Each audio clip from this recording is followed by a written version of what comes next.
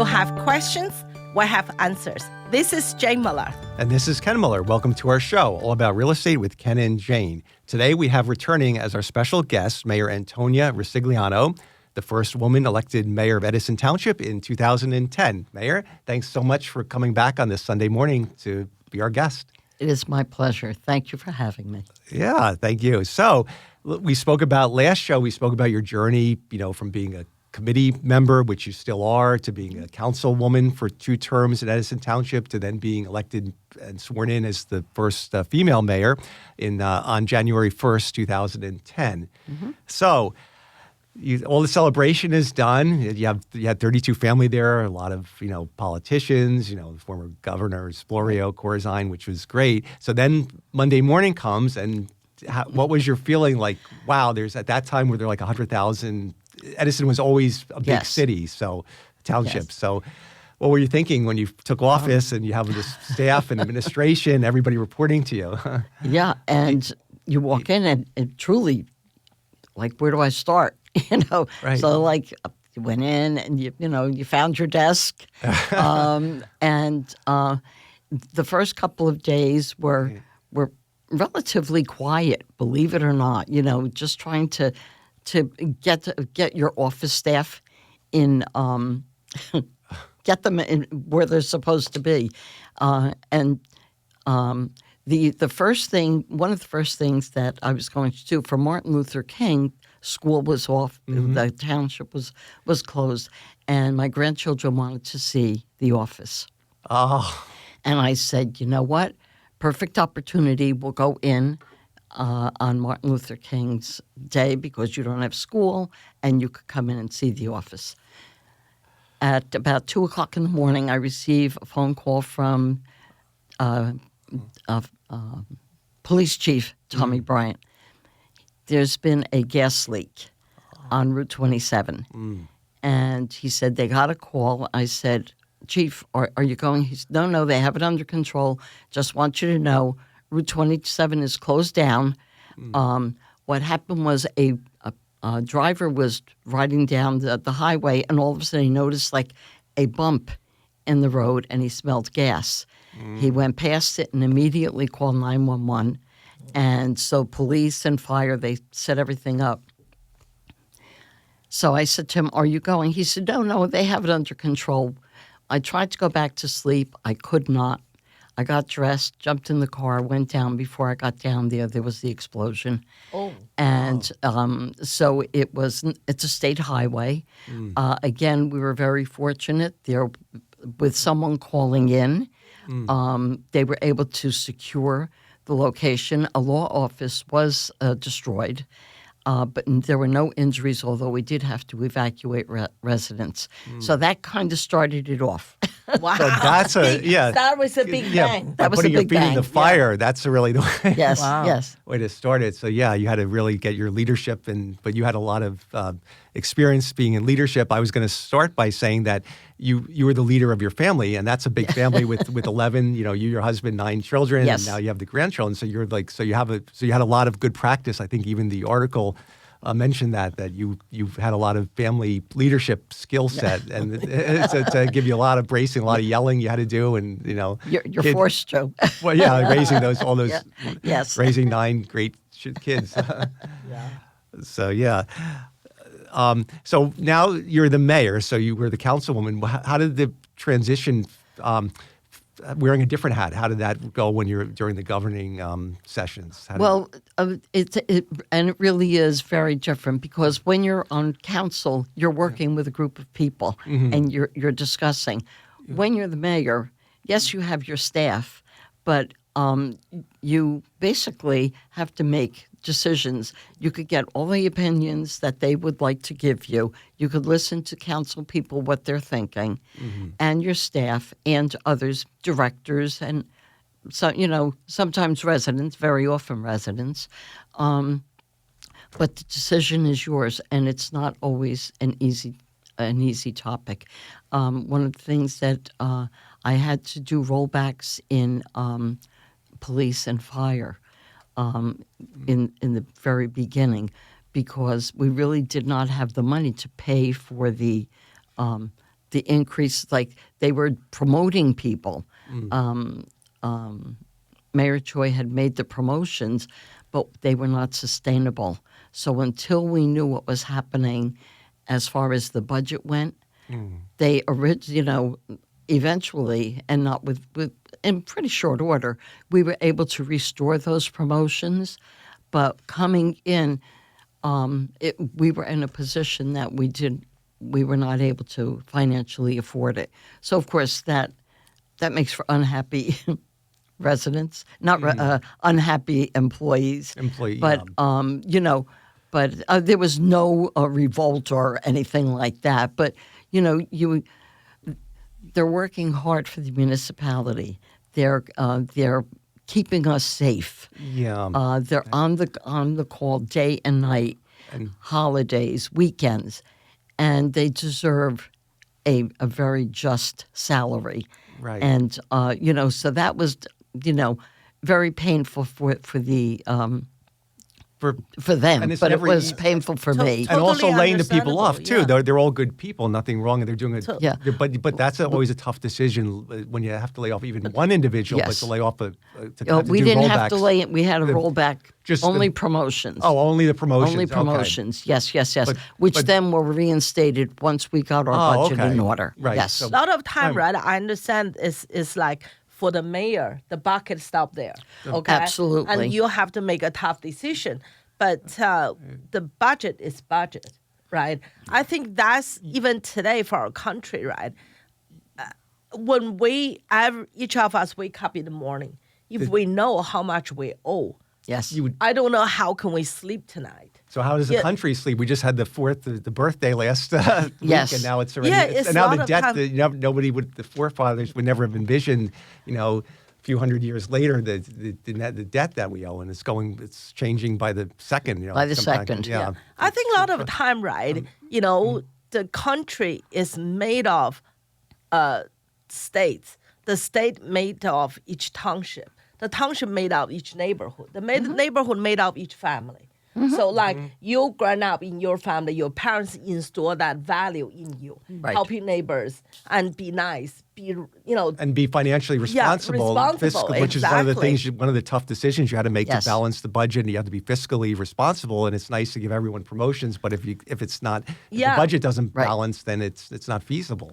Exactly. That's a tough decision, though. And and that's when I said I likened my family budget to the township budget. Yes. It's not all exactly the same, Yeah. but the principle is Yeah. the And same. you have very good experience for balancing a budget with 9 children and getting them all fed and healthy and And sending went them to to college. college. Yeah. that's so that's Remarkable. So if you can do that, then you can manage the town of Edison, right?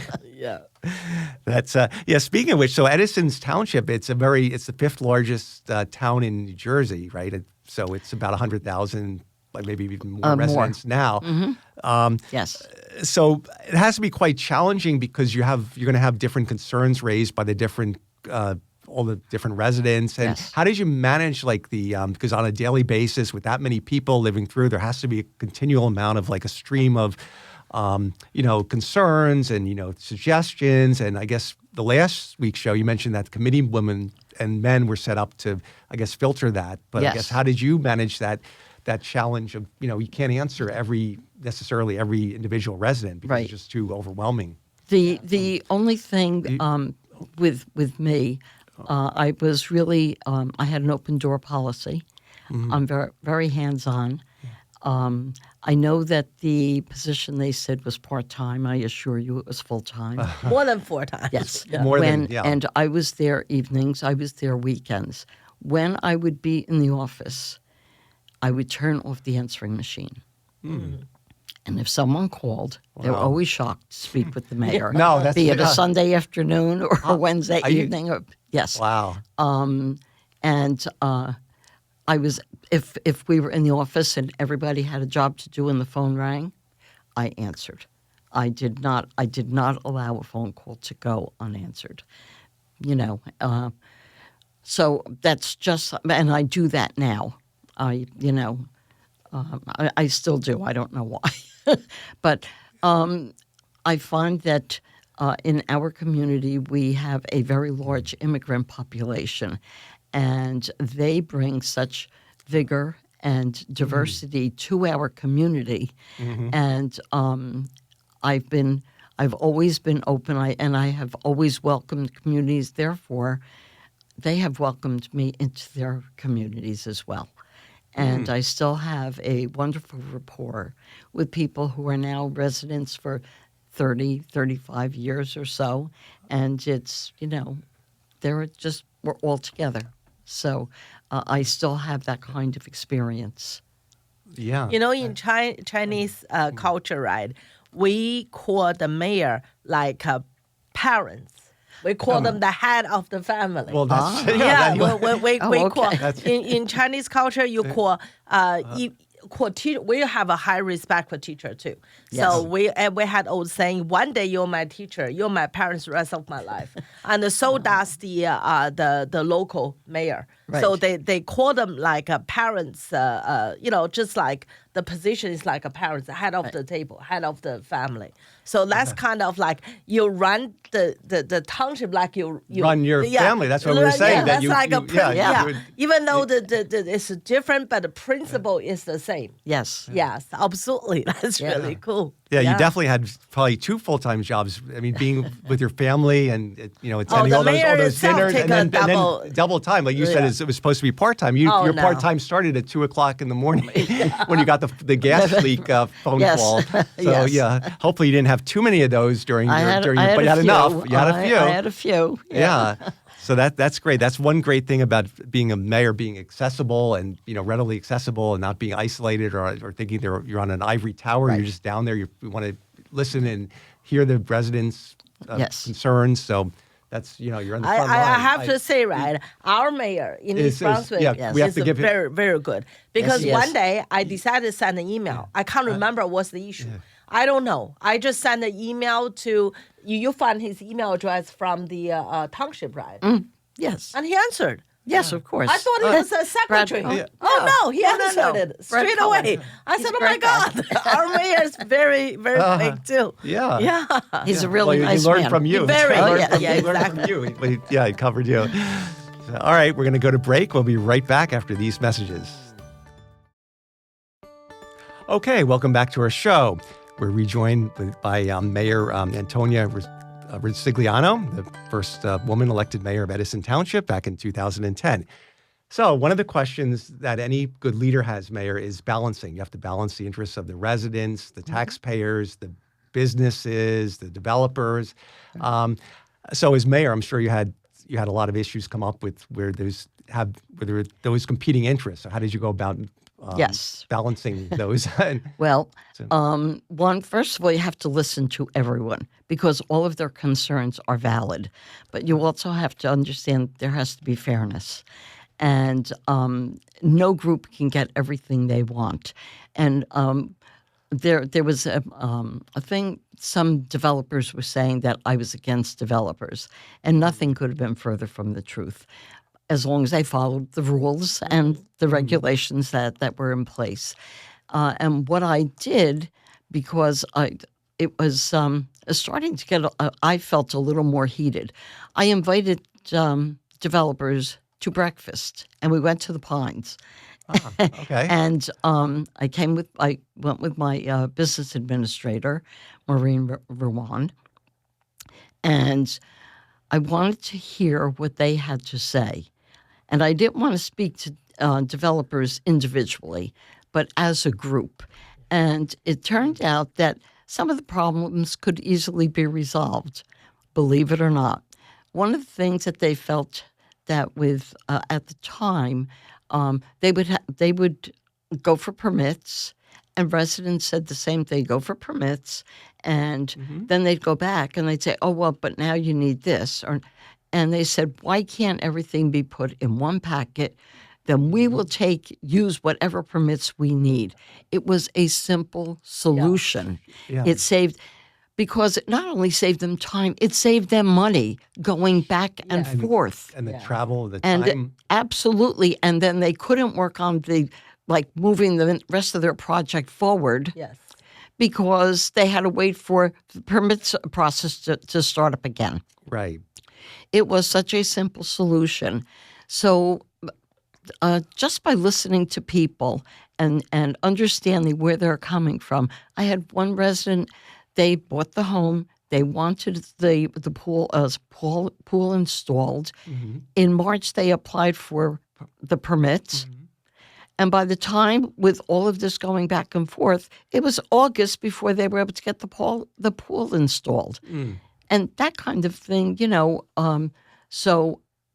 so far, now I'm not mayor anymore, Right. but I have not heard any complaints about it. I think planning, zoning are working beautifully, engineering, everything. So things have, but at the time, it was quite an issue. Yeah, so you really streamlined it. Yeah. Yeah. Right. Actually, 10 years ago, originally pumped me to put my hat in the ring to run is because something like that. Because I felt every time you go to the township for something, it's like you owe them, like you're the headache, Like you're the causing problem. them a problem. Yeah, I'm there was just come here to ask, right, as a resident or as a realtor, right? I mean, isn't it the township salary paid by our taxpayers, right? Oh, indeed. I mean, you have to understand, right? I mean, this is not like we are a nuisance. Right. So- we are kind of like an employee here, right? So I mean that's the beginning. But through this journey, I got to know a lot of people, and I realized regardless you won the position or you didn't, at least you know how to voice your concern, and as long as the issue is fixed. And everybody's happy. Yeah. And what I learned from what the mayor said about negotiation was something that we've harped upon on our prior shows where we've discussed negotiation in real estate transactions. And one of the things about being a great negotiator is listening carefully to the other side and then understanding what they want. And you exemplified that when you said by having the developers gather, you found out what they wanted is something that's achievable. So you guys there's no Absolutely. need to be need to be Yeah. fighting. So Yeah. by being a great listener and understanding what they want, you achieve their result. I'm going to say something which is you or the audience may not agree because we're women. Right? there you I have a better listening skills, right? Right. Yeah. I know a lot of people may not agree. Yeah. That's funny. So we spoke about all your struggles and challenges. Let's talk about some of the accomplishments that you're proud of. I'm sure there's a lot. We could spend a whole show or many shows on it, but can you highlight a few of the things that you're most proud of in your time as mayor? One of the things that really a highlight was we hosted the Barclays PGA tournament that was in 2011, and it was absolutely fantastic. It was so well run. The coordination between the PGA, the Plainfield Country Club, and our police, fire, EMTs. There was never a traffic problem. All the parking was done at what was then the Oak Ridge Golf Course, which is also part of Clark. And they had Academy buses. They had Academy bus line that transported the people over to the country club. It was cut short because we did have that earthquake and then we had the storm. But we were very successful. And in so hosting them, we were able to garner a $90,000 benefit from the PGA. And I wish I had the picture with me, but I will send it to you. Okay. We had baseball and football and scouts and the Edison Tower, and they all got money.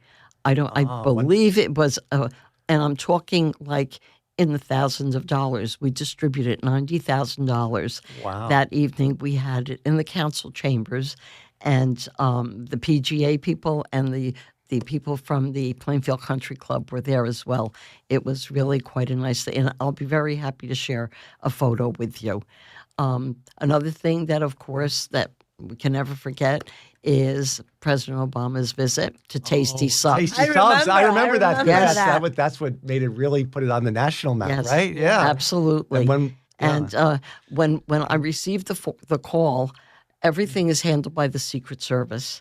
So they come into the municipality like a week before. They work with your police department, and they inspect everything. The only thing they asked of me was to give them a list of small or medium-sized businesses that they could check. So on the list was Tasty Subs. They went, but I gave them a list of about 25 or 30 different sites, But what they liked, they said about Tasty Subs, it was a standalone. They were able to secure it safely, and it worked out perfectly. And as an aside, Mayor Waller from Piscataway, yes, yeah.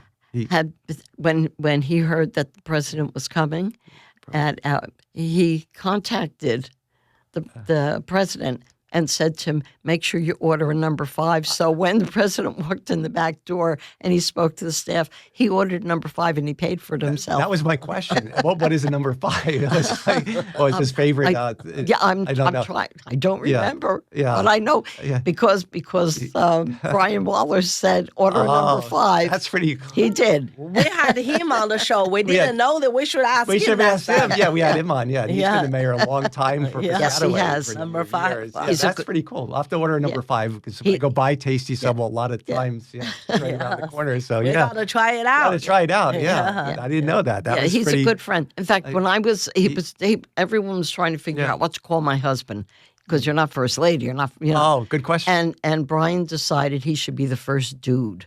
Now, my husband and I are in our 70s, and he's walking around calling Joe the first dude. That's fun. That's Brian. And we forgot to mention what was one of your first major acts that you did when you were sworn in as mayor. After you were sworn in, you took you reduced your salary by I did. Yeah, by $26,000. That's really. That's I knew that. I did. That was well. The reason for that, quite frankly, is while I was serving on council, the previous Jun Choi, everything we were in dire straits. We were in dire straits, and I did not feel that getting $75,000 a year was fair to the taxpayers. If we're in dire straits, someone has to take a salary cut, and it had to be me. So I took the part-time salary of $49,000, and that's what I had for 4 years. Yes. Yeah, calculate based on the time you devote to the township. Maybe work out $1 an hour. Yeah, maybe, but that's not. But you don't do it because of the money. You do it because of the love. You do it for your love. Yeah, you do it for the love for the community. You love the community so much. Yeah, I would never change. I would never change a thing, quite frankly. Yeah, the township is worth it. The township is worth it. That's awesome. Yeah. So now you're a resident in Edison, and let's talk about what do you see facing the township in the upcoming years in terms of challenges? There's always everything is about life is change, right? Yeah. What do you see changing in Edison? Well, some of the challenges, obviously, when you have increased population, and I don't know how much larger we can grow, with, as I said, about 115,000, plus or minus a few. Our schools are definitely overcrowded. Our school system, I believe we have 17,000 students. We have 17 schools in Edison. We have the 2 high schools. We have 4 middle schools, and we have 11 elementary schools. So overcrowding is a problem. And of course, as you pointed out correctly before, the biggest part of a budget is the school budget. Yes. And taxpayers can only handle so much. So I'm not quite sure how it's going to be handled, but things have to be done within reason. We cannot borrow without knowing how we're going to pay back. And again, it harkens right back to your personal budget. You can use your credit card, but at some point, the piper must be paid. Yeah. And it's the same thing. And if you don't pay the piper promptly, then you're going to pay them back with a lot of interest.